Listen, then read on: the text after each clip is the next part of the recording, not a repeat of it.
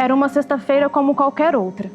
Depois de um longo dia de trabalho, Driele voltava para casa com um plano simples: descansar, aproveitar o fim de semana e seguir a vida.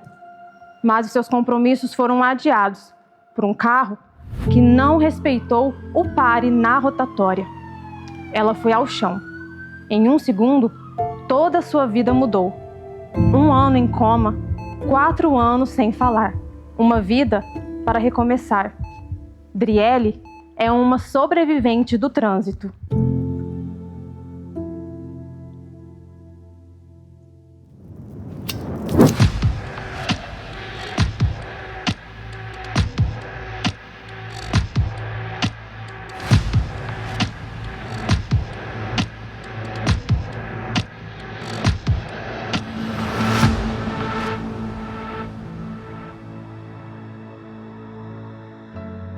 Eu fiquei 1 ano pensando que não era fazer mais nada, que ia ser só um encosto pra minha mãe, pra minha irmã. Trabalhava, namorava, dirigia, e aí tudo acabou, né?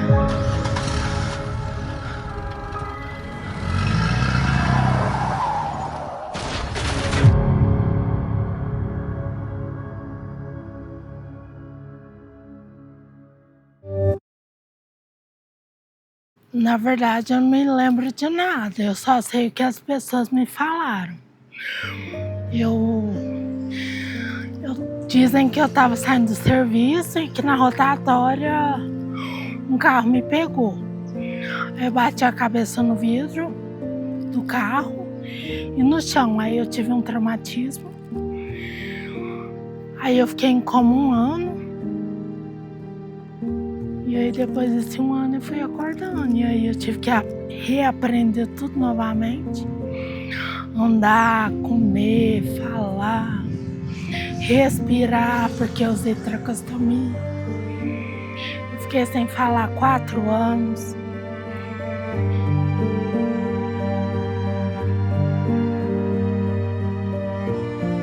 Quando despertou do coma, em 2012, Driele descobriu que a vida seguiu sem ela. Tudo parecia ter acontecido no dia anterior. Na realidade, já havia se passado 1 ano. Difícil no começo? Muito difícil. Quando eu acordei do coma, aceitar, porque pra mim tinha passado 1 dia. Na verdade, tinha passado 1 ano. Foi bem complicado. O traumatismo craniano deixou sequelas profundas. Ela precisou reaprender a fazer movimentos simples, a respirar sem a traqueostomia, a falar e, aos poucos, a retomar a própria autonomia. Driele chegou aproximadamente 2 anos e meio. A mãe dela viu eu fazendo uma atividade física na praça do bairro Santa Rita, com uma aluna, então me perguntou se eu fazia fisioterapia com a filha dela, que tinha dificuldade de mobilidade. Eu falei, preciso conhecer a história dela. Aí, geralmente, meus pacientes sempre fazem uma visita e conheci um pouco da história dela. Tinha extrema dificuldade de mobilidade, de equilíbrio. E hoje eu costumo chamar ela de meu milagre.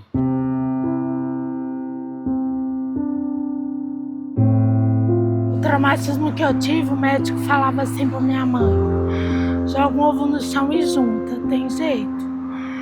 É o que aconteceu na cabeça dela, agora é só o tempo. Mas eu vou te falar que o tempo foi a melhor coisa, porque trouxe tudo no lugar. Cada passo, cada palavra, cada exercício concluído e cada movimento representa uma nova conquista. E 15 anos depois do acidente, o sonho de Driele já não é voltar ao passado, é continuar construindo o futuro. O que eu vou estar fazendo, sinceramente, eu não sei.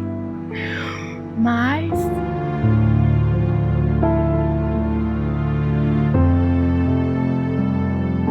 eu queria casar.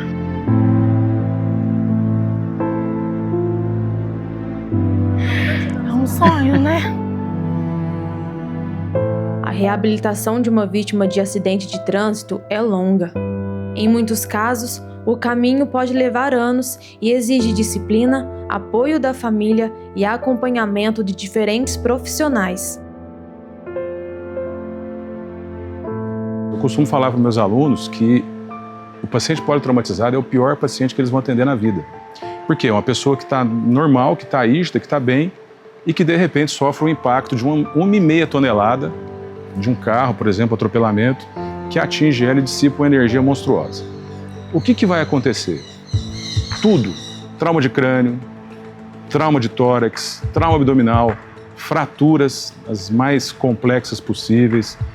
Então esse paciente é um paciente muito grave. Enquanto algumas histórias são marcadas por longos processos de reabilitação, outras são definidas por uma simples distração.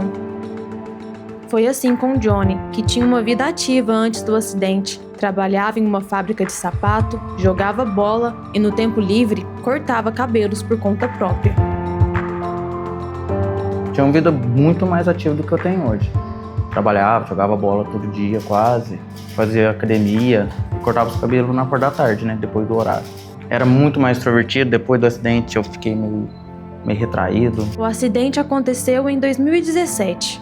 Uma queda de moto provocada por uma distração do próprio Johnny. Me distraí, perdi o controle da moto, não estava correndo nem nada. 1 segundo de falha foi o suficiente para mudar tudo. Além das limitações físicas, veio também um impacto invisível, o psicológico, a dificuldade de se reconhecer na própria rotina. Eu fiquei mais arrogante, me sem educação, aí depois que eu reparei que o problema não era nas pessoas, era em mim mesmo. E até hoje, para mim, comunicação minha é muito difícil mesmo. Eu acho que vem muito associado com isso, do próprio sentimento do luto, as emoções, o luto em vida, né? Aquela raiva, aquela negação, porque às vezes pode impactar em alguma coisa, né, da vida da pessoa, às vezes locomoção, você pode perder algum movimento, enfim. Então esses sentimentos vêm muito associados, assim como de quando é uma morte, daqueles que acabaram sobrevivendo, mas também pode vir muito acompanhado de muita gratidão, então eu acho que fica muito ambíguo assim nas experiências que eu já vivenciei. Johnny perdeu o movimento de uma das mãos e teve lesões que afetaram todo o braço. No processo de recomeço, a barbearia surgiu como um ponto de virada. Foi ali que Johnny voltou a encontrar um caminho possível. Mesmo com limitações, ele voltou a trabalhar e foi se adaptando até voltar a cortar cabelo com autonomia. Eu quebrei o fêmur, clavícula, rompi a via artéria e os ligamentos do braço, do ombro até na mão. O que me ajudou bastante foi a barbearia, muito mesmo. Como que é trabalhar assim agora, com apenas um braço? Então, todo mundo faz essa mesma pergunta, né? Pra mim, é muito normal. Eu não vejo nenhuma diferença, porque não sei se é a dificuldade que faz a gente ir atrás, né? Mas hoje, graças a Deus, acho normal. Antigamente, no começo, eu tinha medo de cortar na tesoura, o corte cai na tesoura. Com o tempo, o que era visto por alguns como impossível se transformou em rotina. Mas o processo não foi livre de julgamentos. Hoje eu vejo menos, porque a maioria do pessoal que eu atendo hoje já sabe, ou a indicação, mas no começo muita gente ficava, que eu era folgado, que eu trabalhava com a mão só no bolso. Aí ele explicou, aí as pessoas meio que se arrependem de julgar, né? Além da reconstrução profissional, Johnny encontrou um novo eixo de vida, a filha. A paternidade e a responsabilidade do cuidar se tornaram sua principal motivação. Desejo conseguir cuidar da minha filha e dar um futuro mais estável para ela. Só isso. Trielle e Johnny sobreviveram. Mas sobreviver no trânsito não significa sair ileso. As marcas ficam no corpo, na memória, na rotina, no trabalho e nos planos de futuro. Depois de ouvir quem perdeu, quem trabalha nas ruas e quem precisou reaprender a viver, a série chega à próxima pergunta: que caminhos a cidade precisa seguir para evitar novas histórias como essas? No próximo episódio, vamos falar sobre prevenção, conscientização, fiscalização e as medidas necessárias para tornar o trânsito mais seguro.